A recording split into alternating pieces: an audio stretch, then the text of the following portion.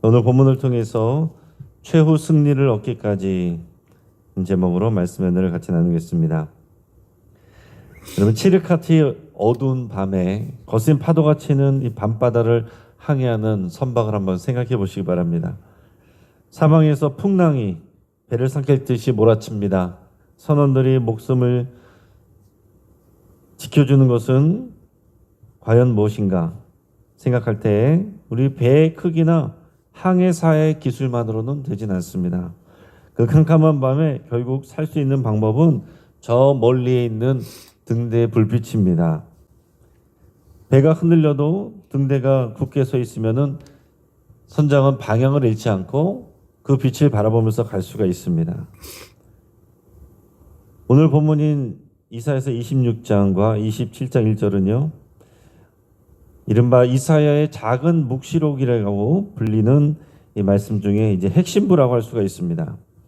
자, 온 세상이 심판을 받고 또 혼돈으로 흔들리는 이런 종말론, 마지막 때 종말론적 이런 대풍랑이 일어날 때에 하나님은 자신의 백성에게 그 어떤 풍랑도 뚫지 못할 최종적이고 영원한 승리를 또 약속하여 주십니다.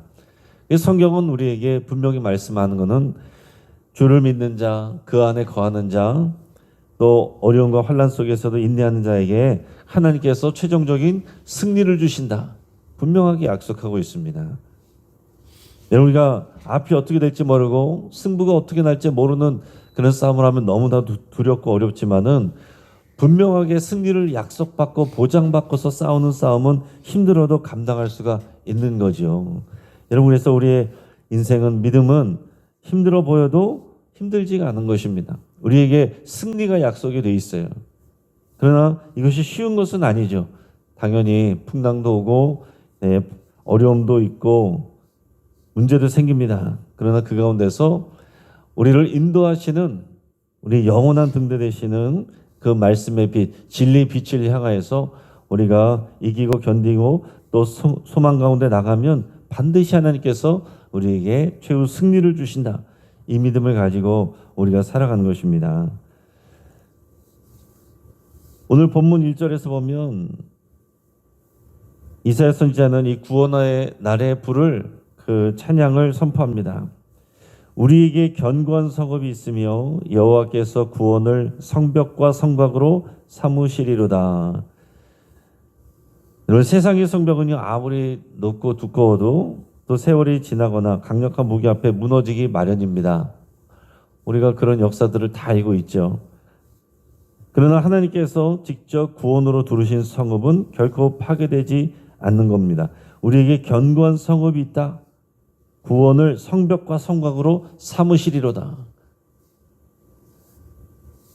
34절에 26장 34절에 이런 말씀이 있습니다. 주께서 심지가 견고한 자를 평강의 평강으로 지키시리니 이는 그가 주를 신뢰함이니이다. 너희는 여호와를 영원히 신뢰하라. 주 여호와는 영원한 바위심이로다. 자, 여기서 하나님께서 어떤 자를 평강으로 지키신다고 그랬냐면 주께서 심지가 견고한 자를 평강으로 지켜주신대요. 여호와를 영원히 신뢰하는 자에게 주 여호와가 영원한 반석이 되신대요. 자, 심지가 견고한 자, 여러분, 이거 굉장히 중요한 부분입니다. 자, 심지가 견고하다라고 했을 때 심지는 뭐냐? 이걸 영어 성경으로 보면 영어로는 thought, 또 mind 이렇게 되어 있습니다. 그러니까 생각, 우리의 마음, 보통 우리가 마음이라고 부르는 것, 또 생각, 이게 다 연결이 되어 있는 거죠. 우리 생각과 마음이 견고하다. 마음의 중심, 또 우리의 생각이 하나님께 완전히 고정되어 있는 것을 말하는 겁니다. 마음이 흔들리는 거는요, 생각이 흔들리기 때문에 그런 거예요. 생각이 견고하게 주님께 고정되어 있어야 마음이 흔들리지 않습니다. 우리가 마음이 흔들리고 힘들어하는 거는요, 우리 생각이 흔들리기 때문에 그런 거예요. 마음이 부정적인 감정들로 차는 거는 우리가 부정적인 생각을 하면 그런 겁니다. 동일한 상황이어서도 어떤 사람은 그 마음이 즐겁고 어떤 사람은 지옥을 살아요. 생각이 다른 거예요. 습관적으로 부정적인 생각을 하는 사람은 맛있는 걸 줘도 맛있는 걸 먹어도 불평을 합니다. 원망을 합니다. 좋은 집에 들어가면서도 이게 마감이 왜 이래? 이거는 뭐 여기가 왜 이래? 그러나 생각이 건강한 사람은 어디에 있어도 항상 감사하고 항상 주님을 찬양합니다. 심지가 견고한 사람, 우리의 마음을, 우리의 생각을 하나님께 고정한다. 여러분 이것을 결단하셔야 돼요. 나는 무슨 일이 있어도 나는 주님께 내 마음과 중심을 향하겠습니다. 뿌리 내리겠습니다. 이 고백을 해야 됩니다. 그래서 뒤에서 사도 바울이 또 서신서에서 이렇게 축복의 말을 하는 거 보면 주님의 사랑에 우리 마음에 뿌리가 내리기를 이렇게 축복하며 기도합니다. 그게 돼야 돼요. 믿음이 좋아 보이고 은혜를 받는 것 같은데 생각이 흔들리고 생각의 뿌리가 얕고 하나님께 집중되어 있지 않고 견고하지 않으면 금방 시험 들고 금방 넘어지고 있던 자리를 지키지 못하는 그런 모습들을 자주 보게 되는 것입니다. 히브리 언어로 또 평강의 평강이란 말을 했는데 이거는 샬롬 샬롬이에요. 샬롬 샬롬. 완벽하고 흠없는 하나님과의 평화를 말하는 겁니다. 샬롬, 평화. 하나님과의 관계가 온전하게 돼 있으면 평화가 임하는 거예요. 우리가 하나님과의 관계 가운데서 내 마음과 내 생각과 내 모든 것을 드린다고 결정을 하면 또 그렇게 기도하면 하나님의 평화가 부어지는 것입니다. 이렇게 될까? 저렇게 될까? 하나님을 의지해서 될까? 세상을 의지해야 될까? 누구를 의지해야 될까? 생각이 흔들리면 마음이 흔들리고요. 삶이 흔들려 버리는 겁니다. 하나님은 하나님께 또 마음을 또 생각을 또 견고하게 고정하는 사람, 하나님을 영원히 신뢰하는 사람, 그 사람에게 바위가 되셔서 평강의 평강을 부어주신다라고 그랬습니다. 그렇지 않은 사람은 어떻게 하냐면은 세상을 의지하고 자기 자신을 의지해.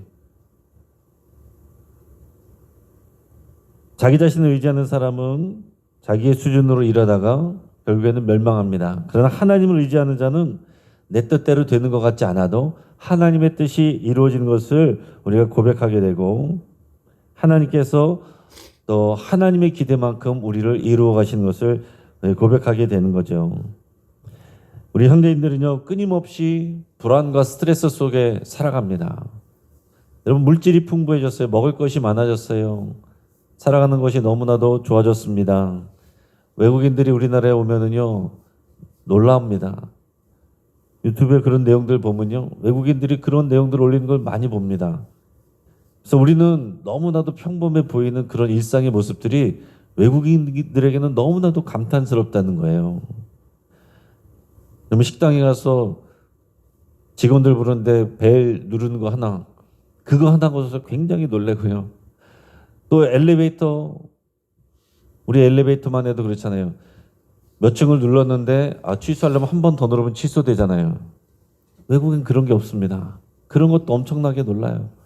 그리고 일상의 모습도 우리 골목도 우리 볼 때는 지저분해 보이고 간판도 지저분해 보이는데 외국인들 눈에는 그것이 너무나 또 아름다워 보이고 멋있어 보이고 또 복작복작해 보이는데 그것이 생기 있어 보이고 그렇게 감탄들을 하는 거예요.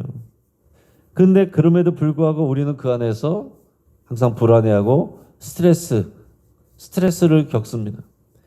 신경성, 병원에 가면은 진단이 별로 정확하게 안 나오는데 아파요. 대부분 다 그냥 신경성 그렇게 합니다.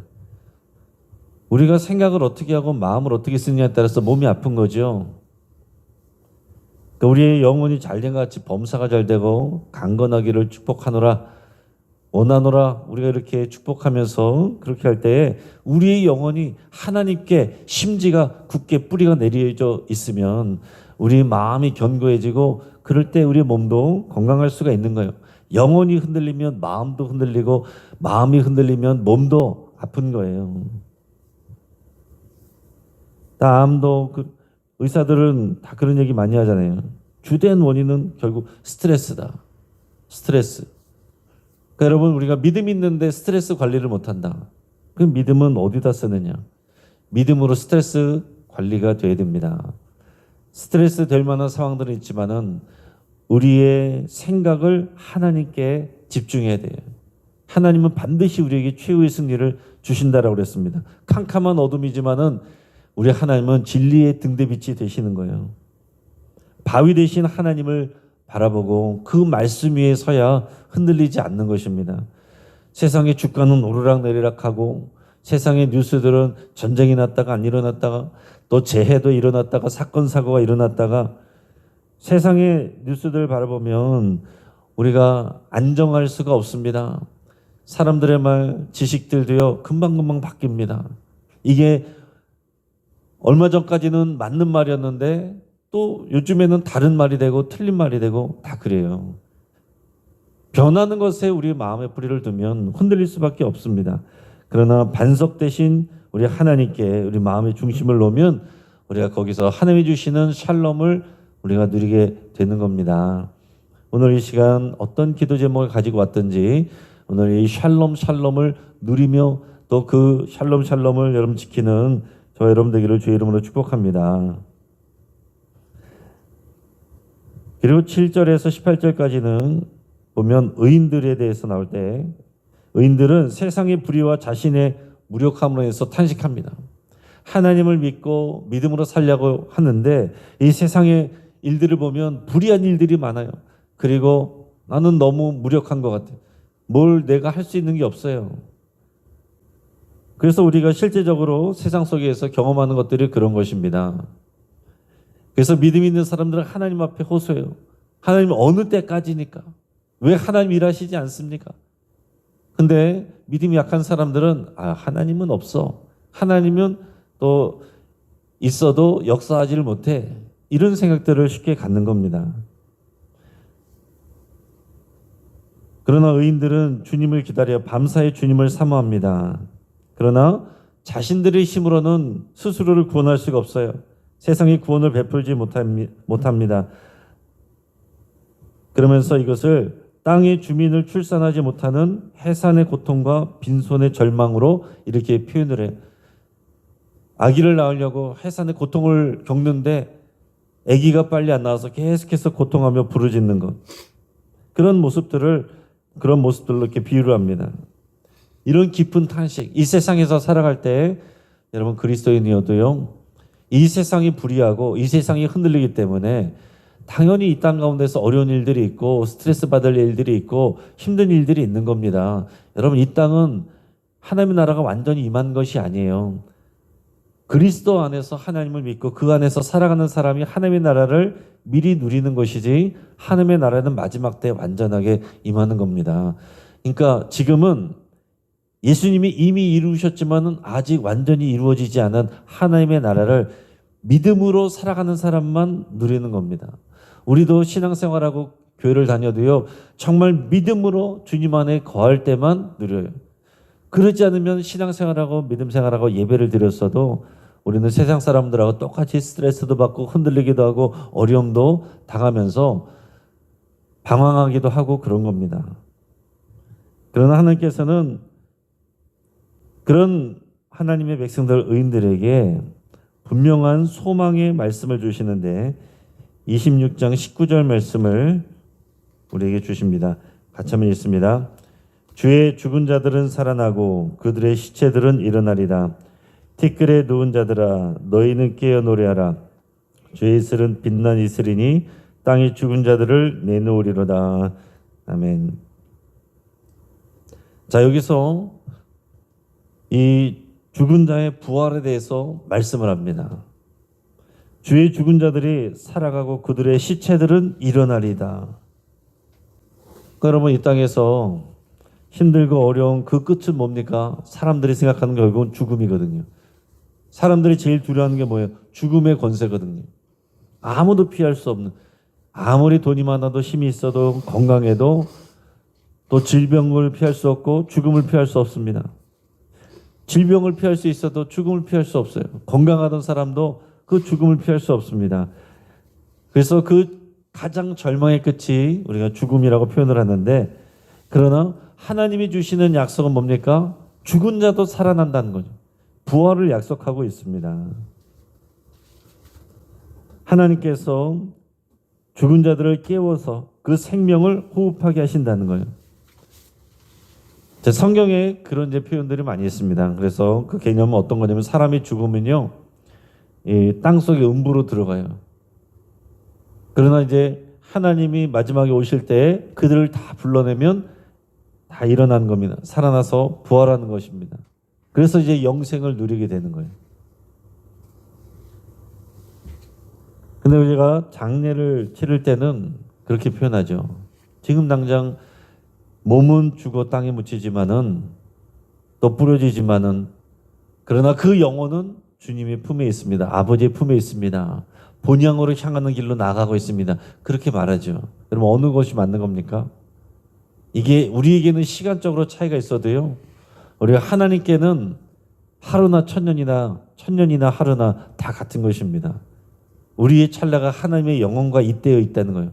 이게 무슨 얘기냐면은 우리가 죽으면 마지막 때 주님이 오실 때 부활하고 하나님 앞에 서게 되고 영생을 누리게 됩니다. 그러나 하나님의 시간 안에서는 우리가 지금 당장 죽어도 하나님의 품에 가는 거예요. 우리가 그렇게 이해하시면 됩니다. 그러니까 우리가 장례식 때에서는 우리가 죽어 하나님의 영원한 품에 안깁니다. 또 부활의 소망을 우리는 확신합니다. 이렇게 표현할 때 그냥 그렇게 받아들이시면 됩니다. 성경에서는 죽은 자들이 마지막 때에 주님이 부르시면은 다 일어나고 생명을 호흡하게 된다. 이렇게 표현을 하고 있어요. 여러분, 우리에게는 부활의 소망이 있습니다. 죽어도 사는, 죽어도 살아가는 이 분명한 하나님의 약속이 우리에게 가장 큰 소망입니다. 기독교의 핵심은요, 부활이에요. 부활 신앙입니다. 그러니까 여러분, 우리가 예수님의 십자가만 바라보면 자칫하면 실망하고 절망할 수 있어요.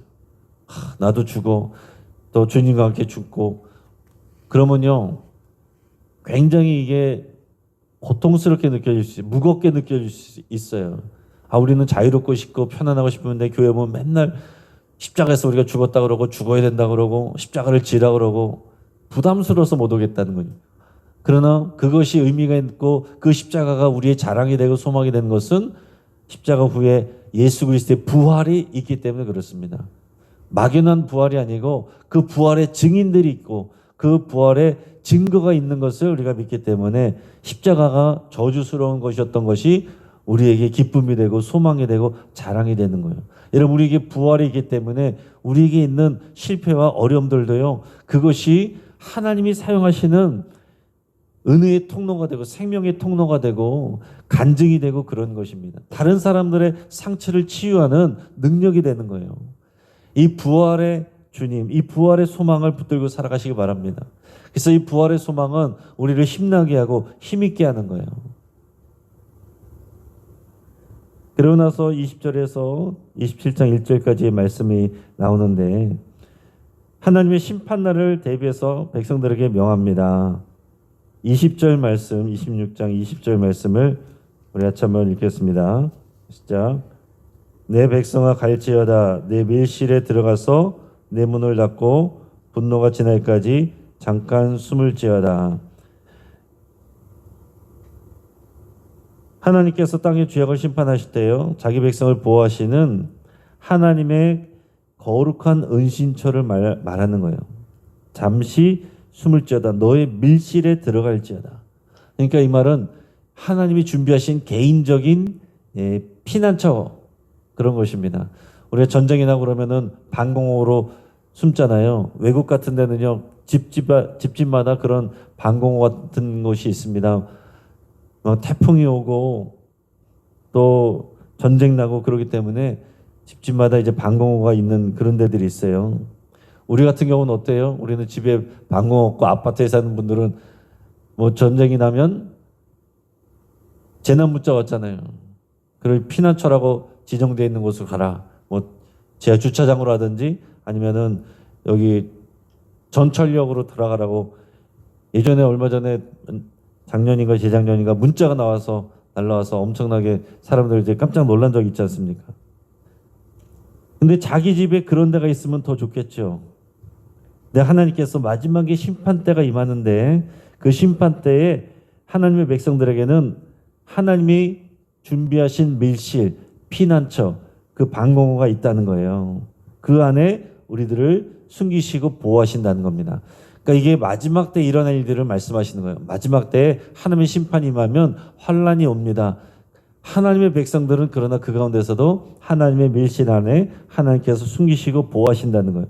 그리고 마지막에 27장 1절에서 최종적인 하나님의 승리가 이루어집니다. 같이 있습니다. 그날에 여호와께서 그의 견고하고 크고 강한 칼로 날랜 뱀 리워야단 곧 꼬불꼬불한 뱀 리워야단을 벌하시며 바다에 있는 용을 죽이시리라. 아멘. 최종적으로는 이 사탄의 권세를 다 멸하신다라고 그랬어요. 여러분, 이 땅은 왜 이렇게 힘들고 어려우냐? 인간의 죄를 지어서 망가졌고요. 사탄이 기승을 부립니다. 그래서 사람들이 하나님을 알지 못하고 예수님을 알지 못하면 이 사탄의 괴계 안에 있는 거예요. 사탄의 종로로 타며 살아가는 것입니다. 그래서 이 영적으로 보면 이 땅의 일들은요, 하나님 나라와 또 이 마귀의 대결이라고 볼 수가 있어요. 하나님은 살리게 하시고 구원하시고자 하는 것이고, 사단은 어떻게든 죽게 하는 거죠. 사람들이요, 눈이 돌아가고 나도 왜 그랬는지 모르겠어 그러고, 내 귀에서 죽이라고 그랬다 그러고, 그리고 그런 일뿐만이 아니라 마귀는 수시로 우리에게 역사를 합니다. 그런데 마지막 때 하나님은 그 사탄을 결단내시고 심판하신다라고 그랬어요. 최후의 승리가 약속이 되어 있습니다. 이 말씀들이 요한계시록에도 분명하게 기록이 되어 있습니다. 요한계시록 12장 보면 큰 용이 내쫓긴다 그렇게 되어 있고, 용을 잡으니 곧 옛뱀이요 마귀요 사탄이라 잡아서 1000년 동안 결박한다. 그러면 지옥은 사람을 위해서 만든 것이 아니라 마귀를 위해서 만든 것이라고 그랬습니다. 그러니까 여러분, 우리는 이 땅에서 마귀의 공격도 받고 유혹도 받고 여러 가지 어려움도 당하지만 하나님께서 피할 길을 내시고 은밀한 밀실을 마련해 주시고 부활을 약속하시고 최후 승리를 약속하십니다. 그럼 이 수만 가지고 날마다 하루하루 견고한 하나님의 샬롬을 누리며 승리하시는 저 여러분 되기를 주의 이름으로 축복합니다. 한번 기도하겠습니다. 말씀을 붙잡고 기도할 때 지금 여러분 가운데 흔들리는 마음이 있다면 주님께 내어드리고 고백하시며 내 마음이 견고해지도록 우리 하나님께, 바위 대신 반석 대신 우리 주님께 깊이 뿌리를 내리기로 여러분 그렇게 간절히 기도할 수 있기 바랍니다. 그리스도 안에서 반석 대신 그리스도가 우리 안에 계십니다. 그리스도 안에 살아갈 수 있도록 성령님의 도우심을 구하시고요. 우리 최후 승리를 확신하며 담대하게 살아갈 수 있도록 여러분 기도할 수 있기 바랍니다. 지금 여러분들의 마음이 가라앉고 또 예배가 기쁘지 않고 또 우리의 열정이 사라졌다면 최후 승리 확신하며 그 소망이 다시 우리 안에 불붙듯 일어나도록 여러분께서 간절히 기도하시기 바랍니다. 오직 주님만 의지하며 매일매일 주님 말씀에 순종하여 승리하기로 여러분 결단하시기 바라고, 오늘 환우들을 위해서 금요기도를 위해서 우리 주변에 흔들리고 낙심한 성도들의 회복을 위해서 함께 기도하겠습니다. 주여 한번 부르시고 함께 기도합니다. 주여.